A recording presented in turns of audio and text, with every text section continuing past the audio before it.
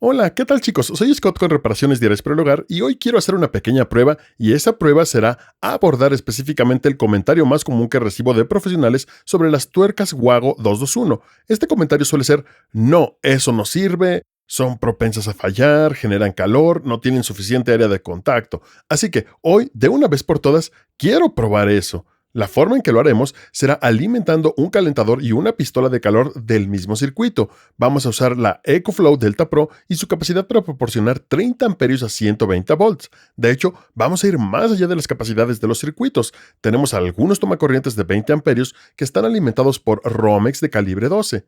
Esto es lo que tradicionalmente verías en un circuito de 20 amperios en casa. Vamos a llevar esto a 22, 24, tal vez incluso 26 amperios para ver qué tan calientes se ponen estos diferentes componentes. Para empezar, vamos a establecer una línea base. Llevaré el conductor negro con línea directo al tomacorriente y luego alimentaremos este calentador y pistola de calor durante 15 minutos, tomando temperaturas en intervalos de 5 minutos. Veremos qué tan caliente se pone y eso establecerá nuestra línea base. Después probaremos la tuerca de empalme, wire knot. Vamos a empalmar el conductor con línea, probar la tuerca de empalme y ver qué tan caliente se pone al pasar la misma cantidad de corriente durante el mismo tiempo, probando a los 5, 10 y 15 minutos. Después terminaremos con la tuerca de palanca Wago. ¿Qué tan caliente se pone esta tuerca de palanca Wago? ¿Hay algo de cierto en estas preocupaciones? ¿Es algo que deberías considerar para tu casa? Porque yo personalmente las uso en casa para mis proyectos eléctricos de bricolaje. Las recomiendo bastante. Están en mi tienda de Amazon en la sección de eléctrica con todo tipo de kits que puedes obtener para tus proyectos, pero resisten cuando las sometes a cargas pesadas de cosas como un calentador y una pistola de calor en el mismo circuito. Es un ejemplo extremo y, por cierto, no intenten esto en casa, pero lo vamos a hacer aquí, así que hagámoslo. Entonces encendemos el calentador a la configuración máxima y después ajustamos la pistola de calor al ajuste máximo del ventilador y también subimos la temperatura aproximadamente la última configuración, una antes de la última. ¿Qué significa eso? Bueno, podemos ir al EcoFlow Delta Pro y ver cuánta potencia está entregando, justo alrededor de los 2800 watts. Si dividimos esto por 120 volts, vemos que está entregando aproximadamente 23 amperios al circuito. Ahora, quiero que esto sea lo más realista posible, así que para esta prueba colocaré una placa de cubierta y también una pequeña tapa en el agujero de cora para que no rechacemos más calor, para que no disipemos o eliminemos más calor del que tendríamos en la configuración normal.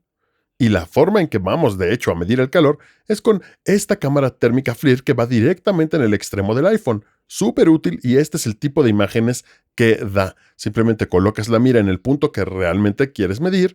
Podemos ver que el enchufe está aproximadamente a 84 grados Fahrenheit. Esta es la condición base después de 5 minutos de funcionamiento y veré dentro para ver el terminal de tornillo. Para la línea base realmente quiero ver el terminal de tornillo donde entra el conductor con línea.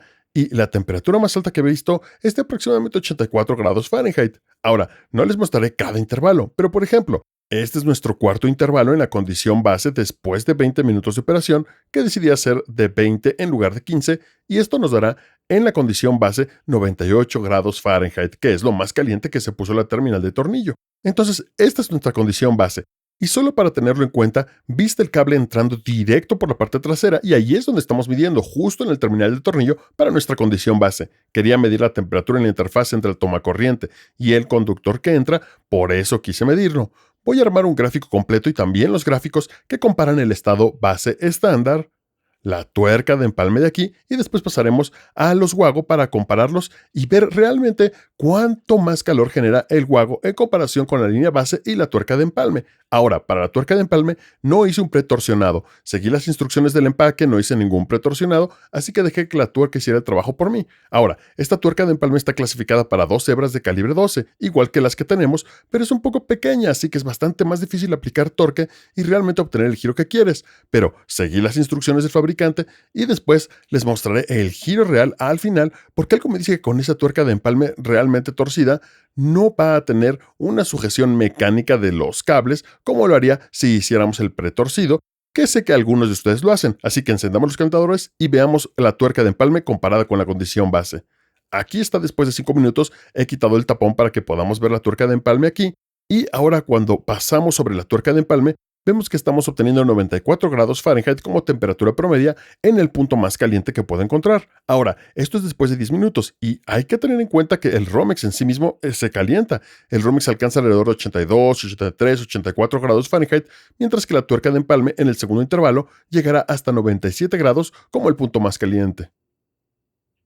Y luego, para nuestro último intervalo después de 20 minutos, veremos cuál es el punto más caliente aquí en la tuerca de empalme. Estamos viendo 105 grados Fahrenheit.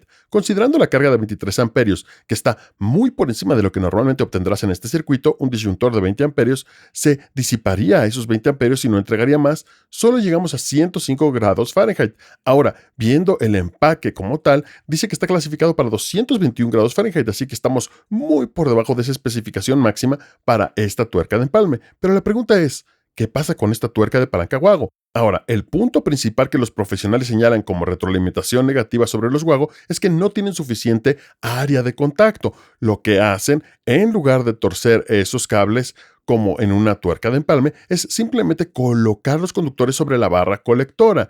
Luego, un resorte presiona los conductores hacia abajo sujetándolos contra la barra, y así es como la corriente se transfiere de un conductor al siguiente. La pregunta ¿es eso suficiente? Esa es la razón por la que lo probaremos. Compararemos esto al final para ver qué obtenemos de los 3 escenarios distintos. Y como demostración, porque no estaba claro, entre cada punto de prueba quitaba el tapón, tomaba la medición con la cámara térmica FLIR y luego lo volvía a colocar para retener el calor entre los intervalos de 5 minutos. Entonces, probamos el primer intervalo, después de los primeros 5 minutos con WAGO, obtenemos 103 grados Fahrenheit.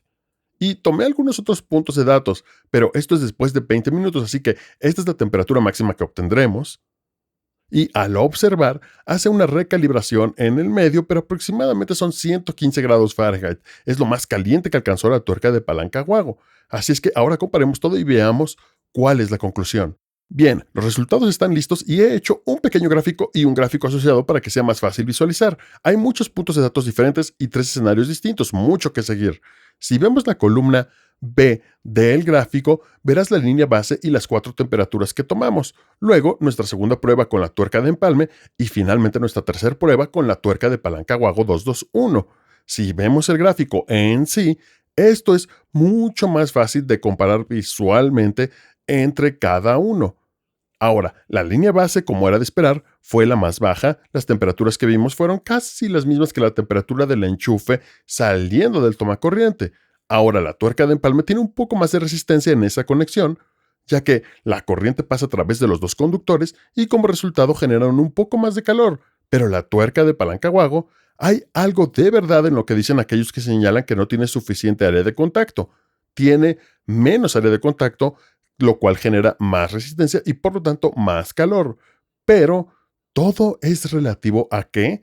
Bueno, si vemos aquí nuestro gráfico y cambio algo aquí, donde incorporamos la temperatura máxima de clasificación tanto para la tuerca de empalme como para la WAGO 221, la clasificación máxima en ambos es de 221 grados Fahrenheit.